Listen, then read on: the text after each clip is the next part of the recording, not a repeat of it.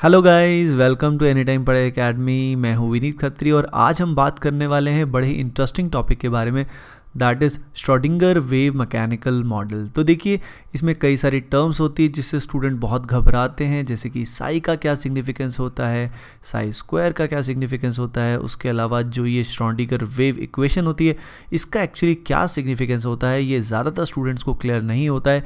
तो आइए इस बारे में बात करते हैं। सबसे पहले साई जो है, व्हाट इज़ दिस साई? तो देखिए, साई को हम लोग क्या बोलते हैं? Psi is known as wave function. ठीक है, अब वेव किस चीज़ की?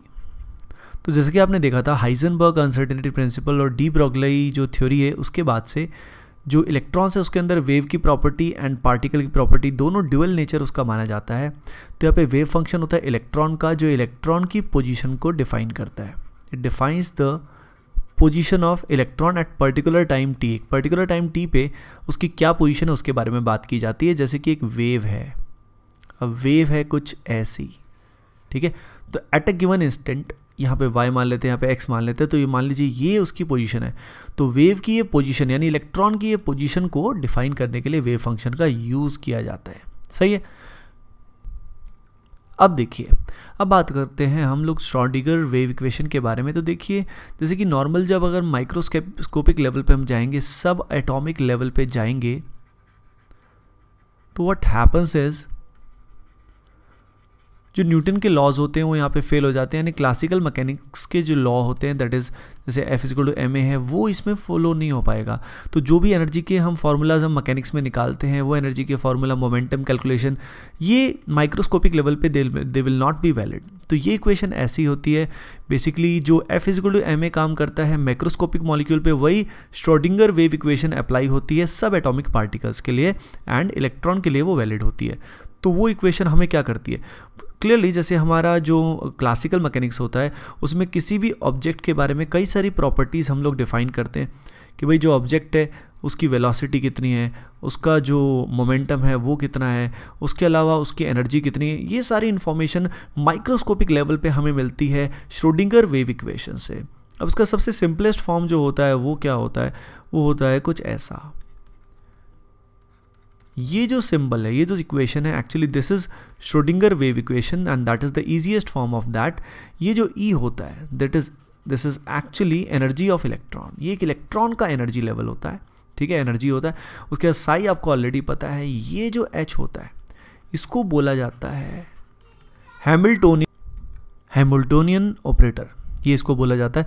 अब ये एक मैथमेटिकल ऑपरेटर है, जैसे कि आप सभी को पता है। जैसे मान लो अगर हम बात करें pH की, तो p एक मैथमेटिकल ऑपरेटर है जो h के सामने लगा दे, तो यहाँ पे माइनस लॉग ऑफ h लेंगे हम, उस क्वांटिटी का माइनस लॉग लेंगे। इसी तरीके से हैमिल्टोनियन ऑपरेटर भी एक कॉम्प्लेक्स ऑपरेटर होता है, एक मैथमेटिकल ऑपरेटर होता है, ठीक है, जो हम एक साई के ऊपर हम उसको अप्लाई करते हैं। ओके गाइज, तो अब इसका जो डिटेल्ड फॉर्म ऑफ इक्वेशन आता है वो कैसा होता है, आइए देखते हैं। तो देखिए, जो डिटेल्ड डिफरेंशियल इक्वेशन होती है, this is the detailed differential equation, ठीक है। ये श्रोडिंगर की डिटेल वेव इक्वेशन है, डिफरेंशियल इक्वेशन है, और जिसको हम 3 डायमेंशंस के अंदर इसको एक्सट्रापोलेट करने के बाद ये इक्वेशन आती है, ठीक है ना। अब ये इक्वेशन बहुत टिप्स पे आपको रटने की रिक्वायरमेंट नहीं है, पर जैसे कि आप देख सकते हो कि यहाँ पे साई को हमने रिलेट किया है, मतलब एक्स कोऑर्डिनेट के साथ, यहाँ पे इसको वाई कोऑर्डिनेट से, और यहाँ इसको जेड कोऑर्डिनेट से रिलेट किया है। तो ये जो टर्म है, यही टर्म 3 डायमेंशंस में आई हुई है, ठीक है। तीनों डायमेंशन को इंक्लूड करने के बाद एक्चुअली ये आता है। तो ये टर्म तो कांस्टेंट हो गया। उसके बाद वाली चीज़ों में m आप सभी को पता है ये क्या होता है, मास ऑफ इलेक्ट्रॉन। h आप सभी को ऑलरेडी पता है, ये हमारा प्लैंक्स कांस्टेंट है। e है energy of the electron, v है पोटेंशियल एनर्जी ऑफ इलेक्ट्रॉन, और ये हमारा वेव फंक्शन है, ठीक है। अब ये जो इक्वेशन है, इस इक्वेशंस को सॉल्व करके क्या मिलता है? तो जैसे कि आपने देखा था, इस इक्वेशन से सबसे जो मेन चीज़ अपने को पता लगती है, एक तो हमें एनर्जी लेवल्स के बारे में पता लगता है, एनर्जी ऑफ इलेक्ट्रॉन के बारे में हमें इन्फॉर्मेशन मिलती है, और भी बाकी बहुत सारी इन्फॉर्मेशन हमें मिलती है। तो इस इक्वेशन को जब सॉल्व करते हैं तो क्या मिलता है? तो देखिए, इस इक्वेशन को जब हम सॉल्व करते हैं तो ऐसे केस में हमें साई की कई सारी वैल्यूज़ मिलती हैं, ठीक है। अभी जो साई की वैल्यूज़ होती हैं, इन वैल्यूज़ से हमें काफ़ी इंपॉर्टेंट जो नंबर्स पता लगते हैं, उन इंपॉर्टेंट नंबर्स को हम लोग बोलते हैं क्वांटम नंबर्स, ठीक है। तो हम जब इस इक्वेशन को सॉल्व करेंगे तो साई की वैल्यू आएंगी, और साई जो होगा वो कई वैल्यूज़ पे, कई पैरामीटर्स पे डिपेंड करेगा। उन पैरामीटर्स को हम बोलते हैं quantum numbers, that is n, l, m and m s, ठीक है। स्पिन क्वांटम नंबर की बात हम यहाँ पे कर रहे हैं। तो ये 4 वैल्यूज़ रिक्वायर्ड होती हैं ताकि हम एक इलेक्ट्रॉन की पोजीशन को डिफाइन कर सके, ठीक है। ओके, तो ब्रॉडली हम क्या ध्यान रख सकते हैं कि भाई ये जो इक्वेशन है इसके सॉल्यूशन से हमें क्या पता लगता है, हमें क्वांटम नंबर्स मिलते हैं। तो क्वांटम नंबर्स कहाँ से आए, इस इक्वेशन को सॉल्व करने के बाद साई की वैल्यू आई, साई का रिलेशन आया, कुछ इक्वेशंस आई बहुत ही कॉम्प्लेक्स जो हमारे अभी आउट ऑफ स्कोप है, और उससे हमें क्वांटम नंबर्स पता लगते हैं कि ये क्या क्या होता है और क्या इनकी रेंज हो सकती है, ठीक है। अब हम बात करते हैं साई स्क्वायर का क्या सिग्निफिकेंस होता है। तो देखिए साई स्क्वायर काफ़ी सिग्निफिकेंट चीज़ होती है। ये साई स्क्वायर हमें क्या बताता है, तो ये हमें बताता है probability density of finding an electron, probability density of finding an electron at a given point, finding an electron at a given point. एक इलेक्ट्रॉन को एक पर्टिकुलर पॉइंट पे मिलने के जो चांसेस की डेंसिटी है, चांसेस की जो डेंसिटी है उसको हम लोग क्या बोलते हैं, साई स्क्वायर बोलते हैं। अब ये जो चांसेस है इस इक्वेशन की हेल्प से निकाले जाते हैं, ठीक है। और ये चांसेस निकालने के बाद फाइनली बाउंड्री सरफेस प्लॉट्स बनाए जाते हैं। बाउंड्री सरफेस प्लॉट्स जो होते हैं वो बनाए जाते हैं, ठीक है। एक तरह से इनको हम इमेजिन कर सकते हैं कि 3D प्लॉट्स होते हैं, ये 3D कर्व्स होते हैं जिसमें अपने को पता लगता है कि इलेक्ट्रॉन कहाँ पे मिल सकता है। जैसे कि अगर हम बात करें यहाँ पे, तो मान लीजिए ये कर्व बन रहा है कुछ इस तरीके से, ठीक है। और इस कर्व में ये जो रीजन है इसको हम डार्क कर रहे हैं।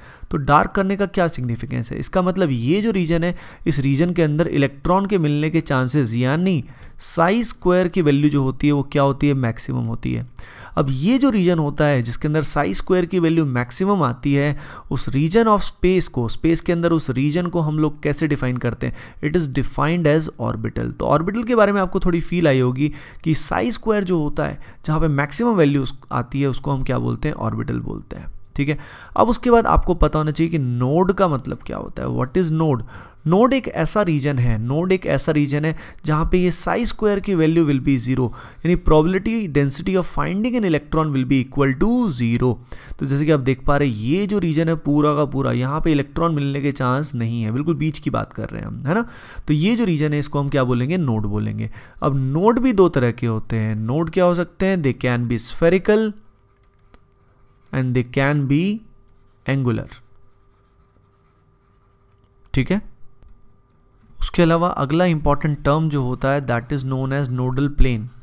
ये नोडल प्लेन क्या होता है, क्लियरली नोड से पास करता हुआ एक ऐसा प्लेन जिस पूरे प्लेन में, जैसे यहाँ पे देखें ये जो प्लेन है, अगर मान लो यहाँ पे एक्स एक्सिस है और यहाँ वाई एक्सिस है और यहाँ पे जो जेड एक्सिस है, तो जो ये वाई जेड प्लेन है अगर हम देखें तो वाई जेड प्लेन बिल्कुल इस ऑर्बिटल के बीच में से जा रहा है जहाँ इलेक्ट्रॉन के मिलने के चांसेस 0 हैं। तो उस प्लेन को हम लोग क्या बोलते हैं, नोडल प्लेन बोलते हैं, ठीक है। तो जैसा कि आपने जाना कि यहाँ पे कई सारी इन्फॉर्मेशन हमें इससे मिली और फाइनली हमें ऑर्बिटल्स मिले, तो ऑर्बिटल का सारा कंसेप्ट जो आया है वो इसी बेसिस पे आया है। तो ऑर्बिटल को हम कैसे डिफाइन कर सकते हैं, it is the region of space around the nucleus where probability of finding an electron is maximum, ठीक है। तो यहाँ पे हम क्लियरली देख सकते हैं कि वो मैक्सिमम प्रोबेबिलिटी कितनी है, 90 से 95% की बात कर रहे हैं, क्योंकि इसके बाद भी चांस होते हैं पर उसको हम नेग्लिजिबल मानते हैं, ठीक है। अब यहाँ पे ये डार्क दिखा रखा है शुरू में और बाद में इसको क्या कर रखा है, लाइट किया हुआ है। तो डार्क दिखाने का मतलब है यहाँ पे प्रोबेबिलिटी ज़्यादा है और बाद में प्रोबेबिलिटी कम है, ठीक है ना। तो ऑर्बिटल जो है वो डेफिनेट पाथ को रिप्रेजेंट नहीं करते, ये सबसे बड़ा डिफरेंस है इसमें और बोर थ्योरी में। बोर थ्योरी में क्या कहा गया था, बोर थ्योरी में कहा गया था कि सर्टेन प्रॉपर एनर्जी लेवल्स होते हैं, उसके अलावा प्रॉपर फिक्स पाथ होता है, और वही थ्योरी में इसमें डिफरेंस होता है। यहाँ पे हम प्रोबेबिलिटी के बारे में बात करते हैं, इलेक्ट्रॉन्स की एग्जैक्ट पोजीशन के बारे में बात नहीं कर सकते। उसके बाद हम शेप्स की बात करें तो एस ऑर्बिटल की शेप जो होती है वो होती है स्फेरिकल, और यहाँ पे आप देख सकते हैं अगर इसको हम थोड़ा सा डार्क करें तो ये जो पूरा रीजन आपको दिखाई दे रहा है ये स्फेरिकल रीजन है। इसको स्फेयर की तरह इमेजिन करिए आप, 3D में पूरा इमेजिन करें तो हर डायरेक्शन में इलेक्ट्रॉन के मिलने के चांसेस लगभग क्या होंगे, इक्वल होंगे। इसके बाद जो ये पी ऑर्बिटल होते हैं, अब ये आप सभी समझ रहे हो कि ये मैथमेटिकल कर्व्स हैं। जो श्रोडिंगर वेव इक्वेशन है उसमें साई स्क्वायर हमें मिला है, और उस साई स्क्वायर की हेल्प से जब हम इनको 3D प्लॉट्स को प्लॉट करते हैं तो इस तरह की शेप हमें मिलती है, ठीक है ना। तो ये मैथमेटिक्स से ड्रॉ की हुई चीज़ है, ऐसा नहीं कि असल में अपने को इस तरह की फ़ोटो दिखाई देती है कि हम अगर किसी स्पेशल इंस्ट्रूमेंट से देखेंगे तो ऐसा कुछ दिखाई देगा, ऐसा नहीं है, ठीक है। तो ये वो रीजन ऑफ स्पेस है जिस रीजन ऑफ स्पेस के अंदर इलेक्ट्रॉन्स के मिलने के चांसेस मैक्सिमम होते हैं। तो पी ऑर्बिटल की बात करें तो उसकी शेप कैसी होती है, डम्बल शेप होती है, दिख ही रहा है आपको डम्बल शेप है, इसको उठाना नहीं है आपको, ठीक है ना। उसके बाद यहाँ पे अगर आपको दिख रहा है which is separated by a region of zero probability called node, तो यहाँ पे आपको दिख रहा है कि ये जो वाईजेड प्लेन वाला एरिया है इसको बीच में यहाँ पे इसके मिलने के चांसेस जीरो है, ठीक है ना।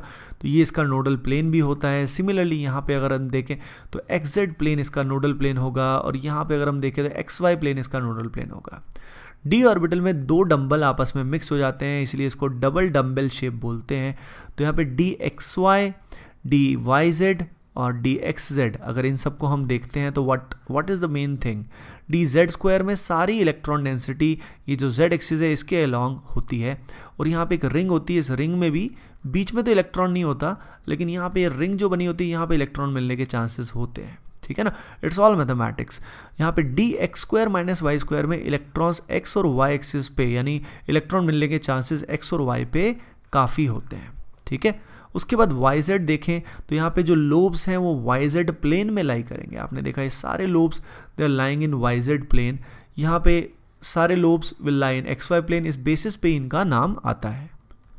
सो guys let us summarise what you have learned overall. आपने देखा श्रोडिंगर वेव इक्वेशन काफ़ी इंटरेस्टिंग इक्वेशन है जिसमें साई का मतलब क्या होता है, psi is a wave function और वेव फंक्शन हमें बताता है इलेक्ट्रॉन्स की पोजीशन के बारे में। इलेक्ट्रॉन की पोजीशन एक पर्टिकुलर टाइम पे क्या होगी उस बारे में बात की गई है। अब यहाँ पे ये श्रोडिंगर वेव इक्वेशन का यूज़ क्या है कि देखिए क्लासिकल मैकेनिक्स यहाँ एप्लीकेबल नहीं होता है, Newtonian physics is not applicable at microscopic level. तो उन्होंने एक ऐसी इक्वेशन बनाई जो एक microscopic particle such as electrons की सारी प्रॉपर्टीज़ के बारे में हमें इंफॉर्मेशन दे सके। इसका सबसे ईजी फॉर्म होता है कुछ ऐसा, H psi is equal to E psi where E is energy of the electron and H is equal to Hamiltonian operator, ठीक है ना। तो एक माइक्रोस्कोपिक लेवल पे ऑब्जेक्ट की जो प्रॉपर्टीज़ होती हैं जैसे कि उसका एनर्जी, वेलोसिटी, वो सारी इन्फॉर्मेशन अपने को इस इक्वेशन से पता लगती है। अब इस इक्वेशन को सॉल्व किया जाता है। ये वैल्यू ये इक्वेशन का ब्रॉड फॉर्म है, इसका डिफरेंशियल वेव फंक्शन है, ठीक है। तीनों डायमेंशन में जिसको एक्स्ट्रापोलेट करते हैं मतलब इसको डिफाइन करते हैं तो ऐसा दिखाई देता है। इसको जब सॉल्व करते हैं तो आपको जो सॉल्यूशंस मिलते हैं उन सॉल्यूशंस में जब हम मैथमेटिकल लिमिटेशंस लगाते हैं, कैसे लगाते हैं उस बारे में नहीं जाएंगे डेप्थ में, तो उससे हमें मिलते हैं क्वांटम नंबर्स। क्वांटम नंबर्स एक इलेक्ट्रॉन की पोजीशन को डिफाइन करने के लिए 4 पैरामीटर्स हैं यानी n, l, m और ms हमें क्लियरली बता देगा। अगर ये चारों वैल्यू हमें पता है then we can locate the position of electron, मतलब नॉट एग्जैक्ट पोजीशन बट उसके चांसेस पता लग जाएंगे, हाँ भाई इस रीजन में मिलने के चांसेस उसके मैक्सिमम है। फिर हमने देखा साई का कोई खास सिग्निफिकेंस नहीं है, फिजिकल सिग्निफिकेंस नहीं है, साई सिंपली एक वेव फंक्शन है। साई स्क्वायर इंपॉर्टेंट है क्योंकि साई स्क्वायर की value will always be positive because the probability will always be positive. Psi जो है it can be positive, it can be negative as well. तो it is probability density of finding an electron, ठीक है ना, at a particular point. तो यहाँ पे boundary surface plots इसकी हेल्प से मिलते हैं और इन प्लॉट्स से हमें जो चीज़ मिलती, जो रीजन मिलता है उस रीजन को क्या बोलते हैं, ऑर्बिटल्स।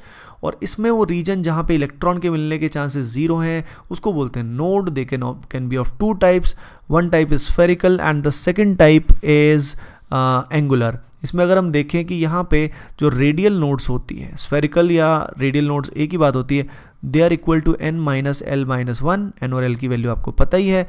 एल हमारा क्या होता है, एजिमुथल क्वांटम नंबर, और एंगुलर नोड्स की वैल्यू होती है एल। टोटल नोड्स की अगर हम बात करें तो that will be equal to n minus 1, ठीक है। तो अगर 3p ऑर्बिटल के लिए हम ये चीज़ निकालते हैं तो आप सभी जानते हो कि 3p में n की वैल्यू 3 है तो टोटल जो आएंगी वैल्यू नोड्स की वो कितनी आएंगी, 2 नोड्स आएंगी, सही है गाइस। उसके बाद फिर हमने देखा कि यहाँ पे ओवरऑल ऑर्बिटल की शेप्स कैसी कैसी आती हैं। s की शेप होती है स्फेरिकल, याद रखना भी आसान है, s फॉर स्फेरिकल। p जो है, p में आएगी डम्बल शेप, d ऑर्बिटल में डबल डम्बल शेप आएगी। तो बस इस तरीके से हम इन सबको ध्यान रखते हैं।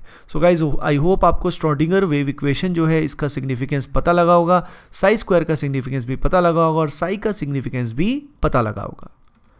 ओके गाइस, सो एक इंपॉर्टेंट इन्फॉर्मेशन आप सबको ज़रूर देनी थी कि जो ATP की ऑनलाइन टेस्ट सीरीज़ है दैट इज़ AOTS 2019, उसका जो स्केड्यूल है वो अपडेट हो गया है हमारी वेबसाइट पे, तो उस वेबसाइट को आप विज़िट कर सकते हैं एंड उसका डिस्क्रिप्शन जो है वो लिंक में गिवन है इस वीडियो के में। Okay guys, bye bye, take care and have a great day.